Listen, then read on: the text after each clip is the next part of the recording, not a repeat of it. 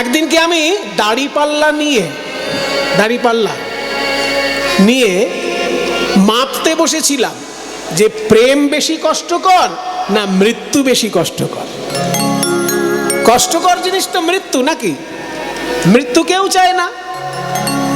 কাউকে যদি বলা হয় আপনি মরবেন কালকে, 2 লক্ষ টাকা পাবেন, বলবে আমি তোকে 4 লক্ষ দিচ্ছি বেটা, এখান থেকে বিদেয় হ, দরকার হলে ধার করে দিচ্ছি তোকে, তুই বিদেয় হ এখান থেকে।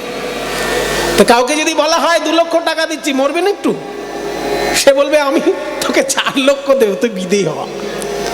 তাহলে মরতে কেউ চায় না, মৃত্যুতে বড় কষ্ট। তা আমি একদিন দাড়িপাল্লা নিয়ে একদিকের পাল্লায় মৃত্যু কষ্ট, মরণ কষ্টকে চাপালাম, আর একদিকের পাল্লায় প্রেমের কষ্টকে চাপালাম। কোন কষ্টটা বেশি কষ্টকর, বেশি ব্যথা দেয়, দেখার জন্য দাড়িপাল্লায় দুটো চাপালাম। কি দেখলাম জানিস? এই হচ্ছে পদকর্তা। একদিন পিরিতি মিরিতি তুলে তুলাইলাম, পিরিতি গুরুয়া ভাই। একদিন পিরিতি মিরিতি তুলে তুলাইলাম, পিরিতি গুরুয়া ভাই। একদিন পিরিতি মিরিতি মানে প্রেম আর মৃত্যু, মৃত্যু যন্ত্রণা আর প্রেমের যন্ত্রণা, এই দুটো যন্ত্রণাকে একদিন দাড়িপাল্লায় তুললাম। দেখলাম কি পিরিতি মিরিতি তুলে তুলাইতে পিরিতি গুরুয়া ভার। দেখলাম পিরিতি মিরিতি তুলে তুলাইতে পিরিতি গুরুয়া ভার। এই পিরিতি ব্যাধি যারে উপজয়ে, যারে উপজয়ে, এই পিরিতি ব্যাধি যারে উপজয়ে, পিরিতি ব্যাধি যারে উপজয়ে, সে বুঝে না বুঝে আর পিরিতির জ্বালা, সে বুঝে না বুঝে আর পিরিতির জ্বালা, সে বুঝে না বুঝে আর পিরিতির জ্বালা, সে বুঝে না বুঝে আর, সে বুঝে না বুঝে আর। একদিনকে প্রেম আর মৃত্যু দুটো দাড়িপাল্লায় তুলতে কষ্ট কোনটায় বেশি? প্রেমে কষ্ট বেশি না মৃত্যুতে কষ্ট বেশি? ও বাবা, দাড়িপাল্লায় দেখলাম প্রেমের কষ্ট পাল্লা যেটা, সেটা ভারী হয়ে নিচে নেমে গেল। তার মানে কি মৃত্যুতে যে কষ্ট, সে কষ্টটা একবারই, কারণ বারবার তো মৃত্যু হবে না। মৃত্যুর কষ্টটা তো একবার, কিন্তু সেই মৃত্যুর মতন যন্ত্রণাদায়ক, অথচ মৃত্যু হচ্ছে না। সেই কষ্টটাই হচ্ছে প্রেমের কষ্ট। তাই প্রেমের কষ্টের পাল্লাটা বেশি ভারী হয়ে ঝুলে গেল। তাই বলছে যে কালিয়ার পিরিতি মরমে লাগিয়া পাজরো ধসিয়া গেল। সবাই কহে পিরিতি কাহিনী, সবাই কহে পিরিতি কাহিনী, কে বলে পিরিতি ভালো? আরে সবাই কহে পিরিতি কাহিনী, কে বলে পিরিতি ভালো? জ্ঞান দাসে কহে কালার পিরিতি, কহে কানুর পিরিতি, মারণ অধিক শেল, পিরিতি মারণ অধিক শেল, পিরিতি মারণ অধিক শেল, পিরিতি মারণ অধিক শেল, মারণ অধিক শেল। সেই জন্য প্রেমের কষ্ট হচ্ছে মৃত্যু যন্ত্রণার থেকেও বেশি কষ্টকর। এই প্রেমটা এমন একটা সরোবর, দেখে মনে হয় কি যে স্নান করলে বোধহয় আমার খুব শান্তি হবে। ও বাবা, স্নান করতে গিয়ে যেই সরোবরে নামলাম, এইবার আস্তে আস্তে তার ফল পাচ্ছি। আস্তে আস্তে তার ফল পাচ্ছি। বলছে জানিস সখী, কে তৈরি করেছিল এই প্রেমের সরোবর? বলি কে বা নিরমিল প্রেমের সরোবর, কে বা নিরমিল প্রেম সরোবর,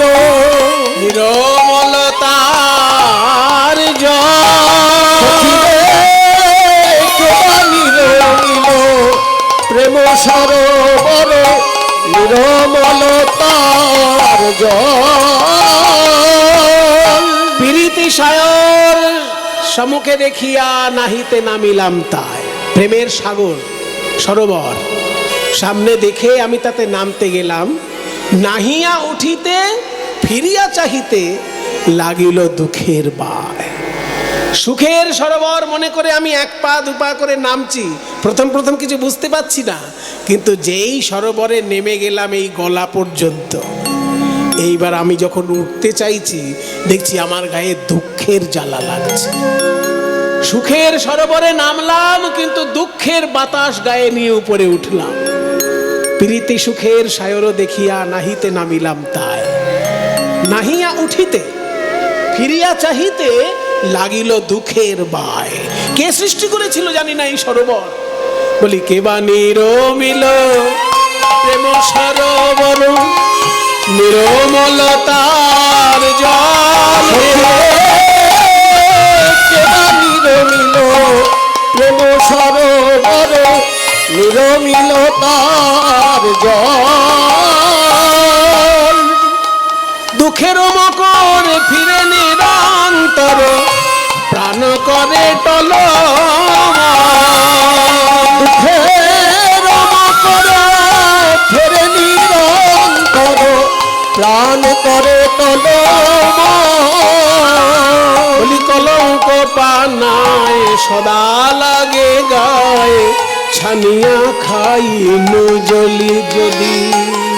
কলঙ্ক পানায় সদা লাগে গায়, ছানিয়া খাইনু যে।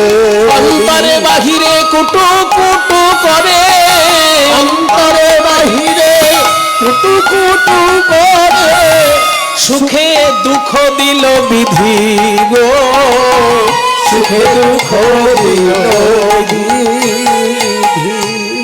এবার পদকর্তা বলছেন, শোনো, চণ্ডীদাস ঠাকুর বলছেন, ওগো রাধে, তুমি সুখ পাবার আশায় প্রেমের সরোবরে ডুবেছিলে,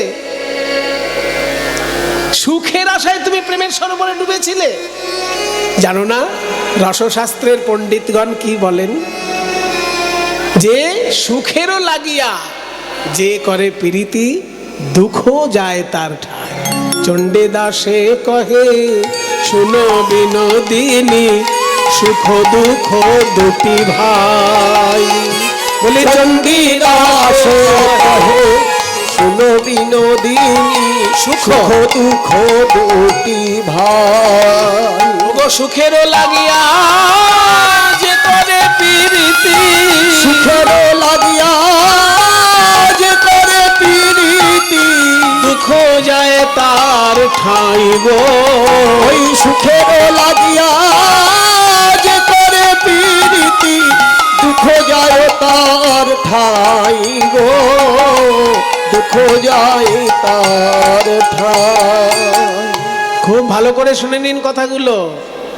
যদি কেউ ভাবেন যে আমি ভালোবাসবো অথচ সুখ পাবো, আগে থেকে সাবধান করে দিচ্ছে যে ভালোবেসে আপনি আনন্দ পেতে পারেন কিন্তু সুখ পেতে পারেন না। এই কথাগুলো একটু দামি কথা, বুঝতে গেলে খুব কঠিন লাগে, কিন্তু এগুলোই সার কথা। তো শাস্ত্র বলছে সুখ আর আনন্দ তো এক জিনিস নয়। হ্যাঁ হ্যাঁ হ্যাঁ করছি করছি, সব দিকেই ঘুরে করছি। সুখ আর আনন্দ এক জিনিস তো নয়। সুখ কি ক্ষণস্থায়ী, আর আনন্দ চিরস্থায়ী। সুখ কি স্বার্থের সঙ্গে সম্পর্কযুক্ত, আর আনন্দ স্বার্থের অনেক ঊর্ধ্বে তার বিচরণ।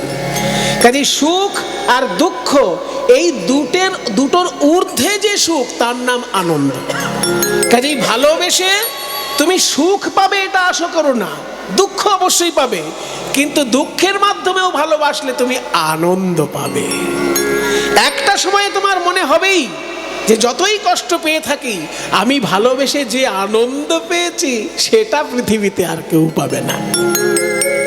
মনে করুন আপনার পাড়ায় দুই বন্ধু, এক বন্ধু ছোটবেলা থেকে একটা কারখানা দাঁড় করিয়েছে, আর একটা বন্ধু ছোটবেলা থেকেই সদ্গুরু সঙ্গ পেয়ে গেছে, দীক্ষা পেয়ে গেছে, শাস্ত্র চর্চা করেছে, রাধা গোবিন্দ নিতাই গৌরকে ভালোবেসে নাম জপ শুরু করেছে। এবার দুই বন্ধু যত বয়স বাড়ছে তত তাদের নিজেদের ক্ষেত্রে গভীরতা বাড়ছে। একজনের বয়স বাড়তে বাড়তে ব্যবসায় অনেক তুখর হয়ে গেছে, আর একজনের সাধনা করতে করতে সাধনায় অনেক গভীর এসে পৌঁছে গেছে। এবার এরা 10-15 বছর বয়সে মনে করুন শুরু করেছিল, একজন নাম জপ শুরু করেছিল 10-15 বছর বয়সে, আর তারই এক বন্ধু কারখানা শুরু করেছিল 10-15 বছর বয়সে। এবার 60-65 বছরে যখন দুজন এসে দাঁড়িয়েছে, একজন হয়েছে বড় লোক আর একজন হয়েছে ভক্ত লোক। এই দুটি বন্ধু যদি কোনোদিন গঙ্গার ধারে বেড়াতে গিয়ে আলোচনা করে, আনন্দটা কার বেশি? যদি বলি পয়সা টাকার বেশি, যদি বলি সুখ টাকার বেশি, তাহলে কিন্তু কারখানা যে করেছে তার বোম্বেতে একটা ফ্ল্যাট, কলকাতায় একটা ফ্ল্যাট, কি বড় বড় শহরে একটা করে ফ্ল্যাট আছে, বাড়ির উঠোনে 4খানা গাড়ি আছে। যার হাতে জপের মালা ছোটবেলা থেকে নাম জপ করে করে গভীরে ডুবেছে, ভজনে ডুবেছে, তার হাতে গাড়ি বাড়ি ফ্ল্যাট কিছু নেই। কিন্তু দুজন বন্ধু যদি গঙ্গার ধারে দাঁড়িয়ে আলোচনা করে যে আমাদের এই 60 বছরের জীবনে কে বেশি আনন্দ পেয়েছে আর কে বেশি সুখ পেয়েছে, তাহলে দেখা যাবে যিনি কারখানার মালিক তিনি হয়তো সুখ বেশি পেয়েছেন, আর যিনি জপের মালা নিয়ে 50 বছর কাটিয়ে দিয়েছেন তিনি আনন্দ বেশি পেয়েছেন। কাজে সুখ আর আনন্দের পার্থক্য কোথায় কিন্তু আপনারা বুঝে গেলেন। তাই ভালোবাসলে তুমি কিন্তু সুখ পাবে, এটা আশা করো না। কষ্ট পাবে, বিরহ পাবে, চোখে জল আসবে, হা কৃষ্ণ বলে দিনেও কাঁদবে রাতেও কাঁদবে, কিন্তু সবার উপরে যে আনন্দটা তুমি পাবে সেটা অন্য কেউ পাবে না। তাই চণ্ডীদাস কহে শুনো বিনোদিনী, সুখ দুঃখ দুটি ভাই, সুখেরও লাগিয়া যে করে প্রীতি, দুঃখ যায় তার ঠাই। পুরনো কীর্তনীয় একজন ছিলেন নবদ্বীপে, এই এলাকারই মানুষ ছিলেন, হ্যাঁ, মানে এই উত্তর দক্ষিণ 24 পরগনা বর্ডার এলাকার মানুষ ছিলেন, কিন্তু তিনি পরবর্তীকালে নবদ্বীপে জীবন কাটিয়েছিলেন। বিষ্ণুদাস বাবাজি বলে,